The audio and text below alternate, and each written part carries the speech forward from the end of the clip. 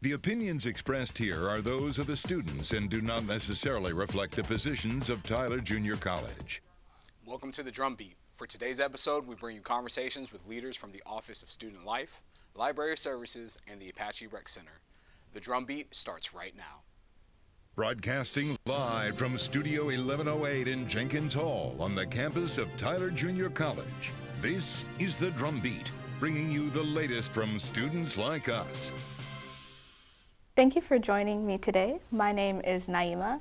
Here with me is TJC's very own head director of all things regarding student life, whether it's information on different organizations, activities, luncheons, clubs. She is your go-to woman. In Apache for the past 15 years, serving as student director for 13 is the illustrious Professor Lauren Tyler. Thank you for being here today. Thank you. Thank you for that intro. What would you say is the epitome, the important part of your role as director of student life? I would say as a student myself, getting involved play a huge role in my future, and so just creating opportunities for students to have that opportunity to connect, whether it's things like the DrumBeat or joining a club or even just meeting their best friend at an event. That's my hope. What event being held this year was or is the most meaningful or impactful to you? I mean, homecoming obviously is the epitome of student life, right? There's something every day. My DrumBeat plays a huge role. I know I talked about that previously, but everybody coming together during homecoming week for a common goal of keeping the DrumBeat alive is just one great way for students to get involved and kind of all come together for a common purpose. Another one is probably the East Texas Big Event, something we probably don't talk about enough, but it's UT Tyler and TJC students coming together all in one day to do community service all over Tyler, and we'll have hundreds involved in that. And so when you talk about community impact, that definitely is one that I think is a great way for students to get connected. Is that like a semester event, or is that more of just like a seasonal thing, like fall semester? Yeah, so homecoming takes place in the fall, and then East Texas Big Event is the spring. So I was just trying to think of different opportunities for students to get involved either semester. What are some challenges that you typically face as the director of student life? Well, one challenge that I have is that you guys keep coming in traditionally at about 18, and I keep getting older, right? So less cool and less hip, probably. The other one is just making sure students know about all the things, right? Whether it's we're having all these great events and we're having all these neat opportunities, but there's so many students out there, they're like, I didn't know, and I hate to hear that, for sure.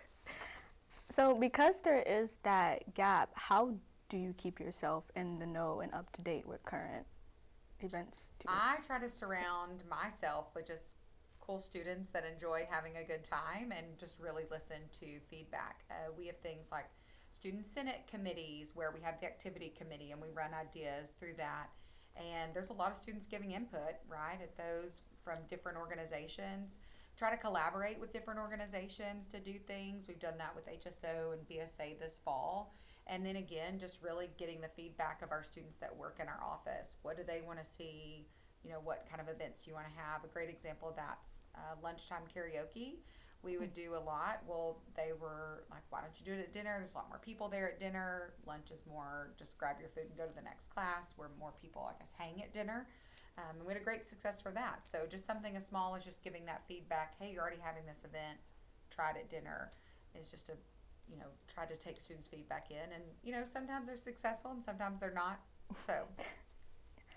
So I noticed while walking through the halls of Jenkins that there is a little sign for a blood drive happening over at Carter Blood Care tomorrow. Yeah. What can you tell us more about that?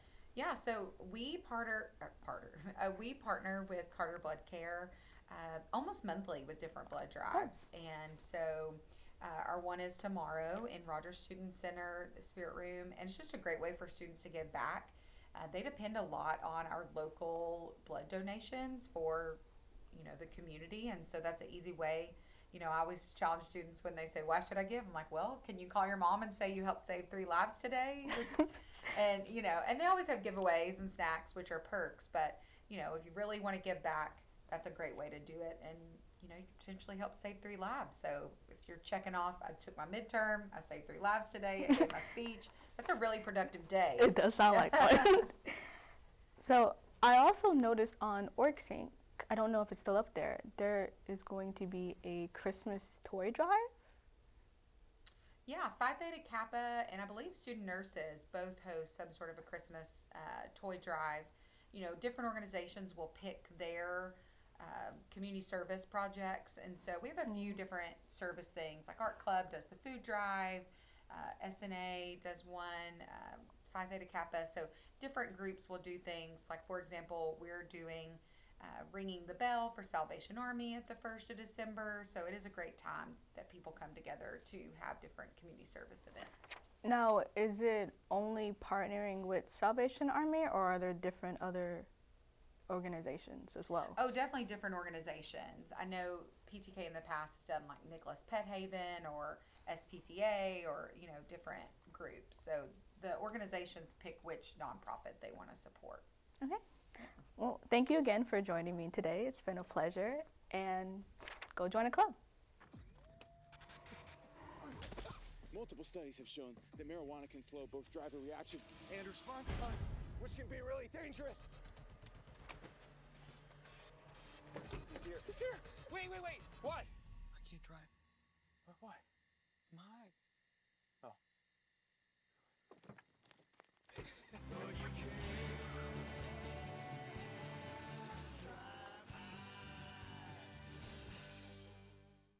Thank you for joining us today. My name is Imogen Brown, and we will be talking with the individual that keeps TJC's legacy alive.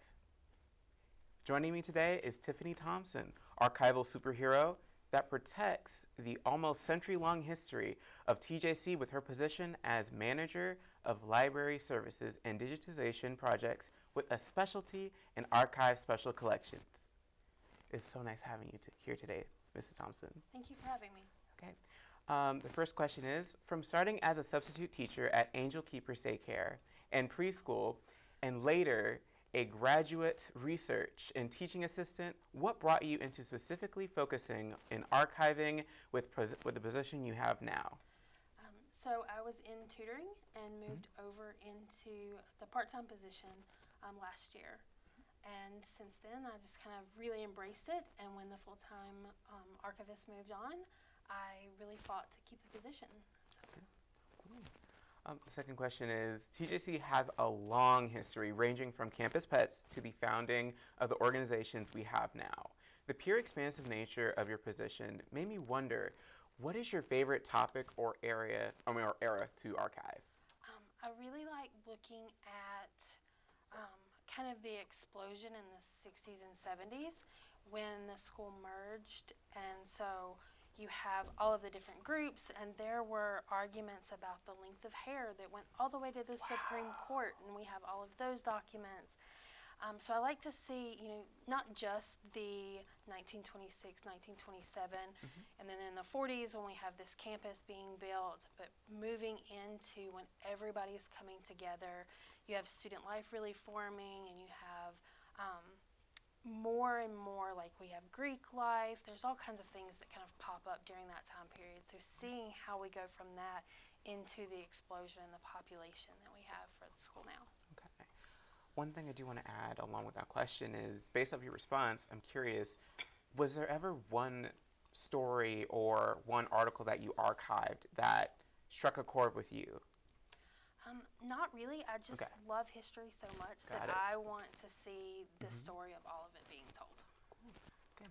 The third question I have is, for your archival position, was a volunteer archivist assistant and research specialist in the Smith County Historical Society. Throughout your massive levels of experience, why is archival history important to you?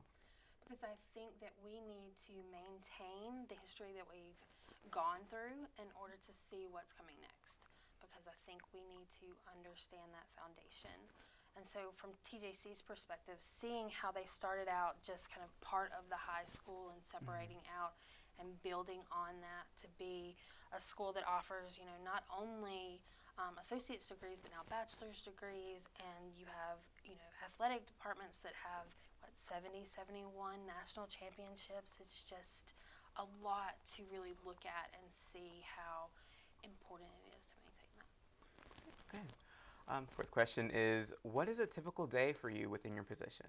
A typical day for me can be just scanning documents because, again, digitization projects.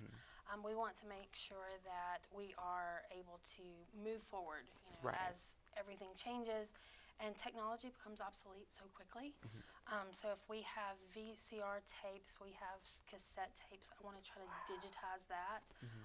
Paper starts to fall apart, so we want to try to create a digital copy of that. So I may just grab a box off the shelf and start digitizing. Or we have about 20,000 photographs that I've been trying to digitize each one of those. So it just can be doing that, or we can have somebody that's like, hey, I'd like to come in and do research, and so they do that, or they have someone who wants to donate something, and so I'll go through and kind of pick through and see what's good to keep, because as much as I'd like to keep everything, we don't have all of the space in the world. And so I just try to keep has like enduring historical value to the school and how it can help people in the future to know that. Okay. So fifth question is, a few months ago on your LinkedIn, you reposted an article covering a Shark Tank CEO's prediction that AI will rival humans in 5 years. This leaves me to wondering, what is your own prediction as to how AI might affect the archival of modern history? Okay. So we can already start to see within the archival study that we are using those things to kind of deep dive. So you can set up AI to run, website crawls. You can do things to kind of deep dive into websites. You can ask it to formulate certain things. So we're not saying it's going to completely replace, but it can aid in the process to make sure that we're not missing anything and that we're able to maintain that history accurately and correctly. Okay. My last question is, the common denominator between the many positions you've had is your project analysis skills. Do you have any recommendations for aspiring TJC historians? Make connections and always question. Make sure you're asking the questions on, who, what, when, why, where, just like with any of your classes, because that's how you get to the heart of the story. And I think that's what history is. It's a story.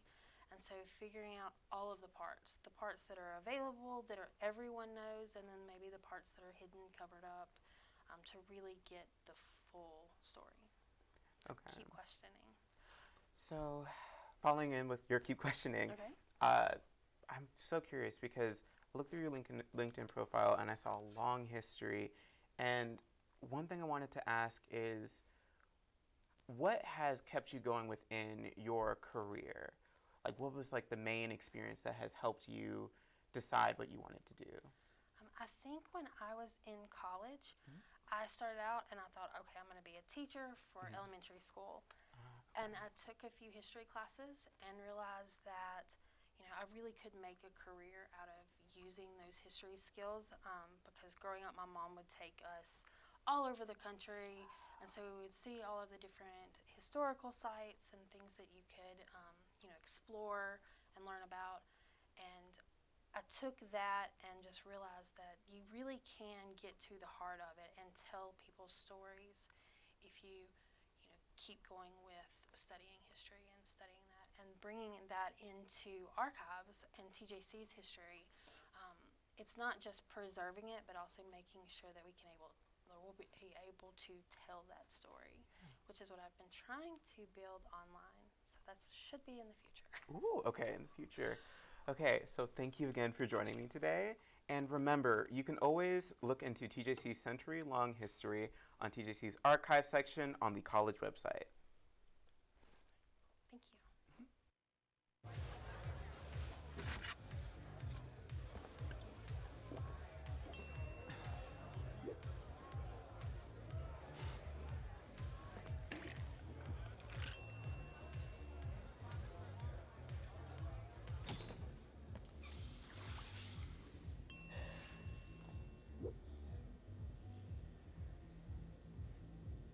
If you need to do something to feel okay to drive, you're not okay to drive. Don't drive buzzed. Hello and thank you for joining us today. My name is Daniel Bernal. Joining me in the studio today is our highly esteemed guest, 2022 UT Tyler graduate and prominent advocate for health and fun through physical activity, Dejarian Abram.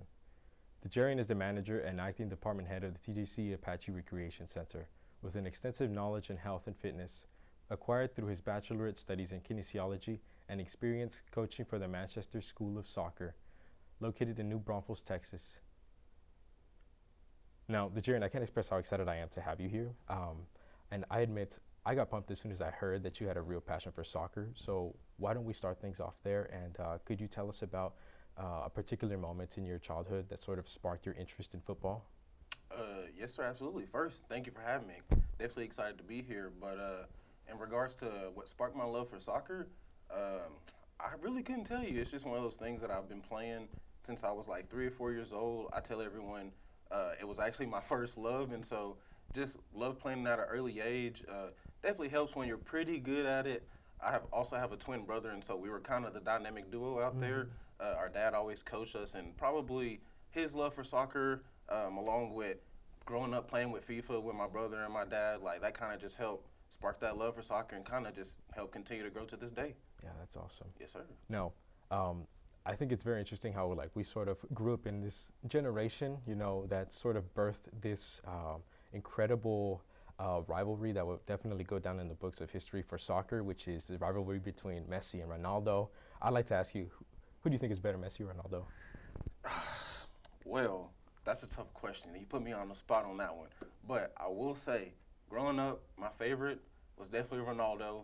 Just mindset-wise, he's definitely the mindset, or definitely the mentor you want to follow. When it comes to that, he's just pure work hard, grind, and just do more than everybody else so that you can be better than everyone else and reach the top peak. Now, I love the mindset, but Messi did just recently win the World Cup, and so I am a man of numbers and of facts, and in that regards, I have to say Messi is statistically and technically better at the moment. All right. Yeah, of course. No. Old me hates to say that. Yeah, of course.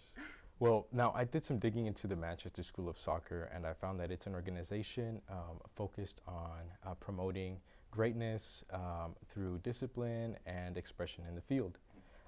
Could you tell us about any sort of significant moments that you had while coaching individuals, or maybe a quote from one of your fellow instructors during your time with the MSOS? Yes, sir, absolutely.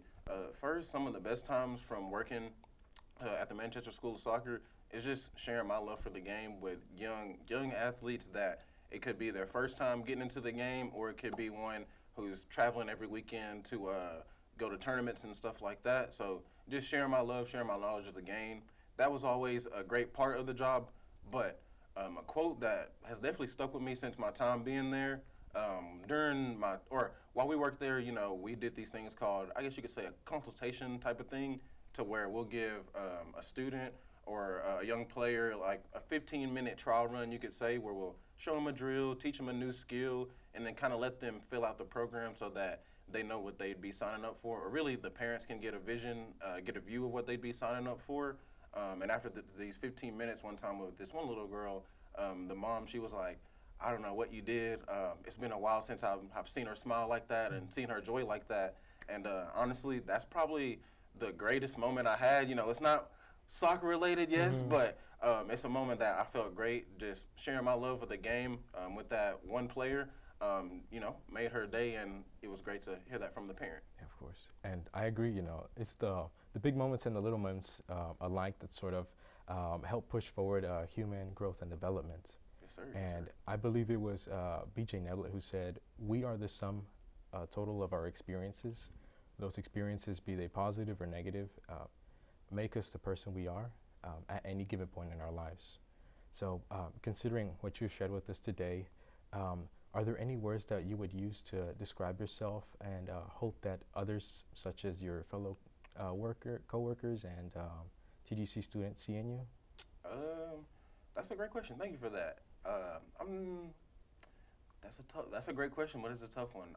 Honestly, if you ask anyone about me, I'd say they probably more likely see me walking around with a smile on my face just because I'm someone that I like to spread peace, love, and positivity to everyone, everywhere I go, just because, you know, you never know what someone has gone through the second that they met you or the second that they crossed paths with you. You don't know how their morning began. You don't know how their night ended. And so I'm just like, if I can do my part in spreading peace, love, and positivity to everyone, sharing a smile, you know, just smiling at someone that is having a rough morning or a rough day, that might get them to feel a little bit better, and that might put a smile on their face for the first time that day. And so that's just kind of how I look at life. Just, you know, try to do your part to be a light out in the world so that you can shine bright on someone else so that they can go off and do the same thing to everyone else. Yeah, of course. That's a good answer right there. Thank you, thank you. I really like it.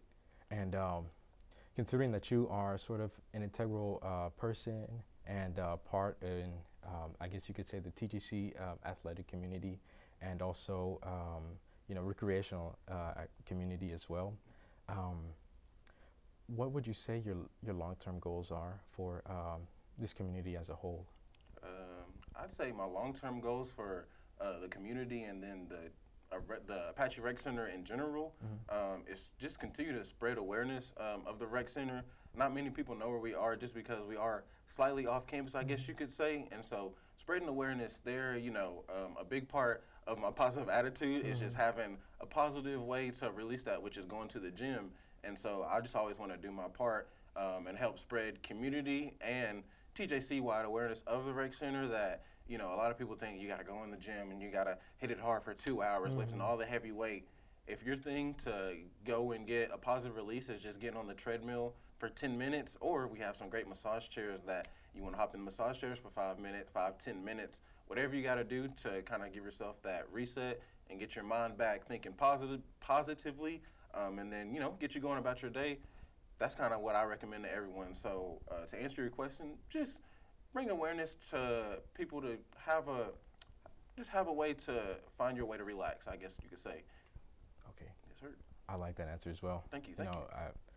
I kind of feel like it resonates with me because I have sort of withdrawn myself, and I feel like, you know, having a great space, you know, that's both equally welcoming and also sort of challenging would really help bring not just the best in myself, but also to those as well, you know, our audience watching across the screen.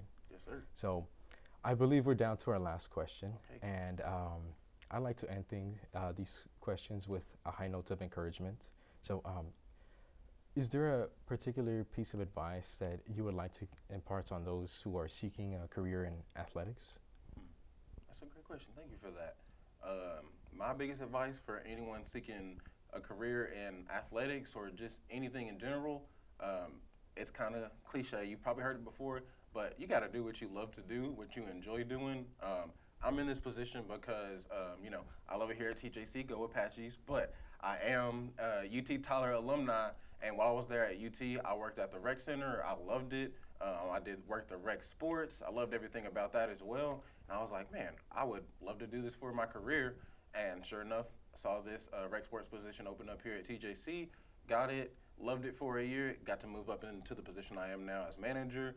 And I love every single day of work, get to interact with students like my guy Daniel here. And yeah, my encouragement, or my words of encouragement is do what you love, find what you love, do it, because yes, everyone wants to make all the money, that's fun and all, but if you're not enjoying your life, if you're not enjoying your life, work-life balance, probably not the best quality of life. So make sure that you enjoy what you're doing, and you know, kind of harping back on what I said, peace, love, and positivity. Try to spread it, try to be a light.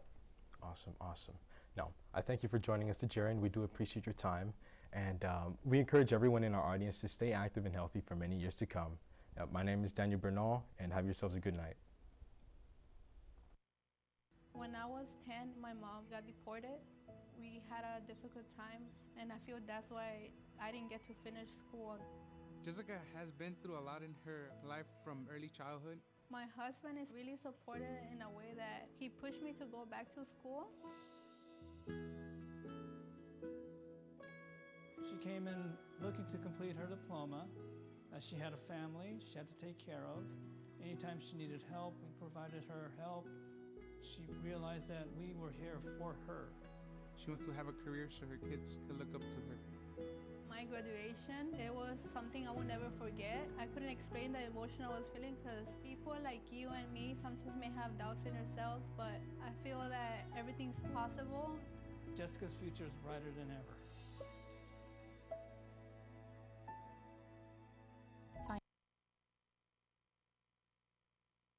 Today, remember, you can always find the latest news at thedrumbeat.com or by downloading the DrumBeat app